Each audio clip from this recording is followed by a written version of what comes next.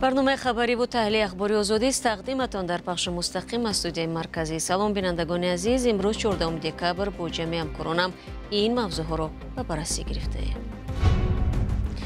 تاجیکستان و قرقیزستان بر سر تعیین بیش از 47 کیلومتر دیگری سرحد مشترک میان دو کشور موافقت کردند. از سال نو با نرخ نو خبری از ماه آینده بالا بردن قیمت استفاده برق در تاجیکستان سبب نگرانی ساکنان شده است.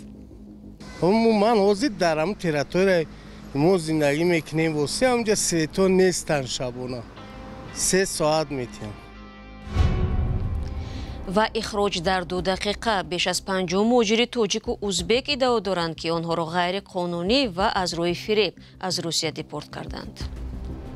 همه را جیغ زده گفت که این کاغذها را امضا کنید. ما با نوبت امضا کردیم. تاجیکستان و قرقیزستان بر سر تعیین بیش از 47 کیلومتر دیگری سرحد راضی شدند. در این باره دیوان وزیران قرقیزستان روز 14 دکبر اطلاع داد. خبرگزاری رسمی خاور از قبل کمیته دولتی امنیت ملی تاجیکستان است عین گپ را نوشت. به اطلاع هر دو منبع سوزش در نشست گروه‌های توپوگرافی یا مکان‌نگاری تاجیکستان و قرقیزستان به دست آمده است.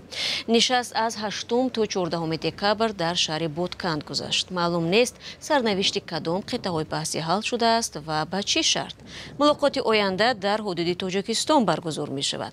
تاجیکستان با قرقیزستان 970-980 کیلومتر سرحد دارد و تا این دم زیاده از 600 کیلومتر آن تعیین و نشانه گذاری شده است. در پی نشر قرار حکومت از افزایش ارزش نیروی برق در تاجیکستان و رسانه‌ای شدن این تصمیم، بعضی ساکنان شکایت نمودند که زورشان به پرداخت پول برق نمی رسد. ولی مسئولان بخش انرژی تاجیکستان بر این نظرند که چنین تصمیم بر اساس پیشنهاد و توصیه‌های سازمان‌های خارجی از جمله بانک جهانی که یکی از سرمایه‌گذاران مهم به حساب می‌رود گرفته شده است. علیشیر ظریفی و براد یوسفی در این موضوع گزارش دارند. خبری تا 16% بالا رفتن نرخ نیروی برق از اول سال آینده عبدالرحمن حسنов ساکن ناحیه رودکی را نگران کرده است. نرخ حاضرش سوزای نغزایو نکی مای آدمی کم بیزاده قیمتر می شود. برای که هم نالاک زمین هم سقورته خانه هم یاد پول دادن در کار نالاک دادن در کار. مویسفید عبدالرحمن میگوید 200 سومانی نفقه میگیرد ولی در 3 ماه 400 سومانی حق قوه برق میسپارد. حالا 1 کیلووات ساعت برق نزدیک 27 درم است و از این پس ساکنان مجبور میشوند که برای 1 کیلووات ساعت برق مصرف کرده 35 درم پرداخت کنند. برای خلق جبر میشه، سیتین میشه. هر کارخانه خودش حل میکردگیش بسیار نیکی از اون جمله همین برای خلق یک جبر است. دهات من حاضر دارم تریتوری ما زندگی میکنیم واسه همجا سویتون نیستن شبانه 3 ساعت میتیم. چخیل میشه هم زندگی است. اون مونده همین قدر سومو هست. اشهر بیرون 15 کیلومتر 15 دقیقه راه باشه سوید نیست. خودتان یک بفهمید مونده چقدر گفته. و یه نمیتید 3 فرزندم های نیورم های دخترم من در خونشانده سوید نیست. یکی فکر میکنم اگر آبی گرم در همه جا باشد نه تنها در دوشنبه و در قشلاق‌های هم در رگان ناحیه های دوردستم بالا رفتن نرخ قوه برق نه اونقدر تاثیر زیاد میرسونند به اونجا. شبکه‌های تقسیمات برق سبب تصمیم بالا بردن ارزش نیروی برق را چنین شرح داد. طرف‌های عوض نمودن نرخنامه نیروی برق این توصیه بانک جهانی میباشد که به سیستم انرژتیکی کشور سالهای آخر مبلغ گذاری زیاد رو چی کرده ایستند. یکی از طلبات آنها این موقتا تا یک مهلت معین بلند برداشتن ارزش نیروی برق به حساب می رود. تحلیلگران بالا بردن ارزش نیروی برق را برای تاجیکستان ناگزیر می‌دانند. هرچند بر اینند که حکومت تاجیکستان در بالا بردن نرخ برق از احتیاط کار می‌گیرد. برای مثال سال 2020 زمان پاندمیای کرونا ویروس هرچند طبق نقشه سازمان‌های بین‌المللی نرخ برق بالا برده می‌شد، حکومت از این کار دست کشید. مردم، به صاحبکاران، به کارخانه‌ها هنوز هم خراجات‌های تولید و دسترس کردن نیروی برق را روی پوش نمی‌کند و گاه هم اگر روی پوش کند شرکت از این فایده چندانی به دست نمی‌بیارد و این در حالی است که شرکت برق تاجیک صدها میلیون سومانی قرضدار است و باید آن را پرداخت کند. моҳи октябри соли гузашта ҳам нархи барқ дар тоҷикистон боло бурда шуд ки тибқи он аҳолӣ барои 1 киловаттсоат нерӯи барқ 26.51 дирам пардохт мекунанд. хабаре аз 1 январ боло рафтани нерӯи барқ дар ҳолест ки ин шабу рӯз сокинони минтақаҳо аз маҳдудияти барқ дар хонаҳояшон шикоят доранд. رو می‌ریم با موضوعهای دیگر. روز 13 دکبر مجلس نمایندگان پالاتای پایینی کنگره آمریکا به تحقیق عملکردهای پرزیدنت جو بایدن رسما اجازه داد. وکیلان جمهوری خواه که در مجلس نمایندگان اکثریت را تشکیل می‌دهند تلاش دارند برای ایمپیچمنت و یا به اصطلاح برکنار نمودن بایدن زمینه پیدا کنند. تفتیش خواهد شد که آیا در جریان همکاری‌های خارجی پسر پرزیدنت هانتر بایدن پدرش جو بایدن هم غیر قانونی فایده گرفته است یا نه. دیروز هانتر بایدن میبایست در جلسه پوشیده مجلس نمایندگان به سوالهای وکیلان پاسخ میداد ولی او به این نشست نرفت. قصر سفید ابراز داشته است که تفتیش بدون مدرک صورت گرفته جلوی سیاسی دارد. 2 دقیقه برای بررسی یک پرونده. دادگاه مسکو مس همین قدر وقت رو برای قبول قرار درباره اخراج مهاجران از ازبکستان و تاجیکستان صرف کرده در 100 دقیقه 50 حکم برآورده است. حالا چند مهاجر تلاش دارند از بالای قرارهای دادگاه شکایت برند. افسانه اکابر شو و طرح میگرانت میدیا در این باره گزارش آماده کردند. 1.5 ماه پیش در شهر میتیشی ولایت مسکو 55 مهاجر را از تاجیکستان و ازبکستان بازداشت کردند. اکثریت آنها در روسیه بدون پتنت کار میکردند.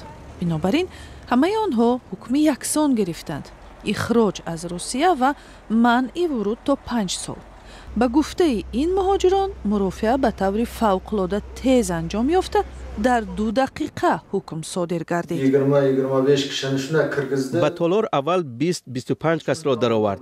هر کدامی از آنها را که حتی 3 دقیقه ننشستند بیرون نموده. ما 20 کس را دعوت کرده پرسید که آیا در روسیه خویش و تبار داریم و یا در روسیه ازدواج کرده ایم. ما گفتیم که نه. بعداً ما را بازپس فرستادند. وکیلان دفاع میگویند در شعبه پلیس و در مرافعه های دادگاهی قانون شکنی ها جای داشتند. خود مهاجران اصرار می‌ورزند که محتوای حجت ها را نفهمیدند و آنها را مجبور کردند که از استفاده خدمت وکیل دفاع و ترجمان دست کشند. من زبان روسی را نمیدانم. او با نوبت همه را جیغ زده گفت که این کاغذ ها را امضا کنید. آنها به زبان روسی بودند. ما با نوبت امضا کردیم. بعد از آنکه ما را به اداره پلیس بردند 2 روز آنجا ماندیم. در آنجا به ما 20 یا 30 کاغذ داده گفتند که به جایهای اشاره شده امضا گذاریم. وقتی میپرسیدیم که این چیست هیچ جواب نداده گفتند که امضا کن تمام. 5 نفر از این مهاجران تصمیم گرفتند که از بالای حکم شکایت کنند. آنها امیدوارند که با کمک وکیلان دفاع قرار دادگاه بازنگری می شود. با گفته وکیل دفاع نعیم جان دولتов مجبور کردن مهاجران برای گذاشتن امضا به حجت‌هایی که آنها محتوایش را سرفهم نمی روند قانون شکنی است. با قول دولتов در دادگاه باید به مهاجران حقوق آنها برای گرفتن ترجمان و ادوکات فهمانده میشد. وقتی آنها به اداره پلیس آمدند از آنها تلفن‌هایشان را گرفتند. آنها از حقوق تماس با ادوکات و از امکان خبر دادن محروم شدند. دادرس ماهیت کار را ناآموخته به طور اتوماتیک قرار قبول کرد. او باید برای هر یک پرونده نه کمتر از 15 دقیقه صرف نماید. پتنت کاری بعضی از مهاجران بازداشت شده در مسکو داده شده بود. اما طبق قانونگذاری مهاجرت روسیه پتنتی که در پایتخت گرفته شده است به شهروند خارجی حق کار در ولایت مسکو را نمیدهد. برخی از محکوم شدگان تاکید میکنند که چند پیش به روسیه آمدند و برای جمع‌آوری پوره حجت‌ها فرصتی کافی نداشتند. نوبسته از آنکه شهروند خارجی به کدام جنایت دست میزند قانون حقوقهایش را حفظ میکند. از این رو پتنت نداشتن یا از روی پتنتی شهر دیگر کار کردن معنای آن را ندارد که حقوقهایش پایمال شود. додгоҳи таҷдиди назар парвандаи муҳоҷиронро дигар бора барои баррасӣ фиристод. агар дар рафти баррасии парванда далелҳои поймол кардани ҳуқуқи шаҳрвандони хориҷӣ тасдиқ шавад, имкон дорад ки қарори суди марҳилаи якум бекор карда шавад. гузоришро ҳамкорам Хиромон Бақозода тақдим кард. Бинандагони азиз, ёдовар мешавам ки дирӯз мо дар барномаи ахбор оиди он гузориш доштем ки Думаи давлатии Русия аз пешниҳоди ба ҷарима ва ё корҳои иҷборӣ иваз кардани қарори ихроҷи муҳоҷиронро ҷонибдорӣ намуд. Агар огоҳ набудед, пас метавонед тамошо кунед.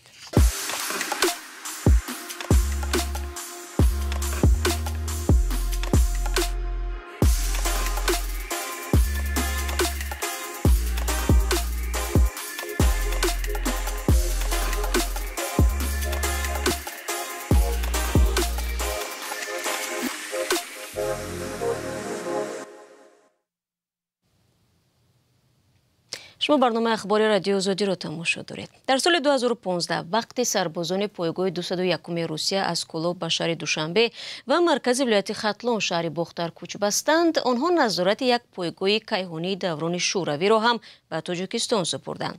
Хабарнигорамон дар минтақаи Кулоб Маҳмудҷон Раҳматзода мегӯяд, ин пойгоҳ ки қарни гузашта ҳарими ҳавоии Иттиҳоди Шӯравиро назорат дошт, ҳоло ба як харобазор табдил ёфтааст.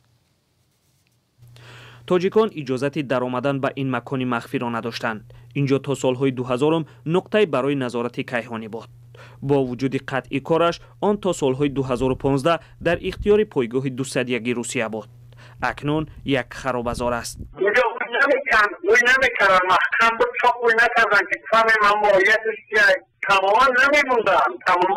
قطعاً وقتی سالم شناسته گرفت یا این شناسته دیگه ندادم ما من هیچ یک معلومات ندارم احتمال که بس کفرین شد افضل بودم و گرفتم بودن.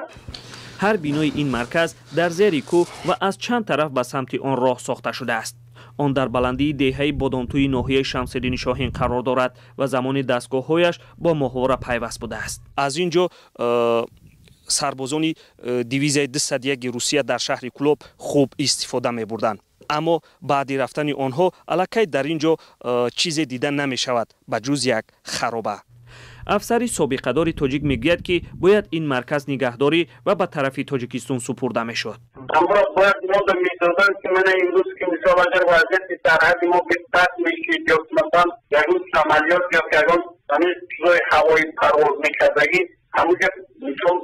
در موضوع میرسی یا خوف خطر مثال برطرف کردن ممکن بود نبودن میگم معلومات هم نبودن یکی باید رو حتما میدادن و خود شد بگیم مال یعنی تاجیکستان چیزی که در تاجیکستان بود مال تاجیکستان بود ندادن آخری. ба гуфтаи сарҳанги бознишаста Абдушафеҳ Тоҷов, дар даврае ки ҷангҳои муосир ба воситаи паҳпод ё дронҳо анҷом мегирад, бояд ин марказ босозӣ ва фаъол карда шавад. як афсари дигари тоҷик бидуни бурдани номаш гуфт ки ин макон рафту омади ҳавопаймоҳоро назорат мекард ва соли 1960 вориди шӯравӣ шудани ҳавопаймои амрикои удуро ошкор кардааст. он замон Франсис Пауерс аз пешовари Покистон парвоз карда аз ин минтақа гузашт ва то вилояти Сверлови шӯравӣ рафта буд. баъд аз он ки Тоҷикистони марказӣ назорати кайҳонии Окноро дар ивази як қарзи замони шӯравӣ ба ихтиёри Русия дод, таҷҳизот аз он ҷо ба норак бурда шуд. ба ғайр аз Окно, вазорати дифои Русия пойгоҳи 201 ва як тамрингоҳи ҳарбиро дар ихтиёр дорад. мақомоти Тоҷикистон аз даромадан ба пойгоҳи Окно маҳруманд. Маҳмудҷон Раҳматзода, Озодӣ, ноҳияи Шамсиддини Шоҳин. дӯстони азиз, барномаи имрӯзи ахбори Озодиро бо ҳамин гузориш ба поён мебарам. ташаккур аз якояки шумо ки ин 15 дақиқа бо мо будед. хабарҳои бештарро метавонед дар вебсайтамон ozodi.org дастрас намоед. ҳамчунин саҳифаҳои радиои Озодӣ дар фейсбуку шабакаи X ки дар гузашта Twitter ном дошт, Instagramу TikTok ва одноклассники дар хидмати шумо аст, метавонед пайдо кунед. агар хабар ва ё аксу наворид доред, бароямон фиристед. то мулоқоти фардо худро эҳтиёт кунед ва худо нигаҳдор.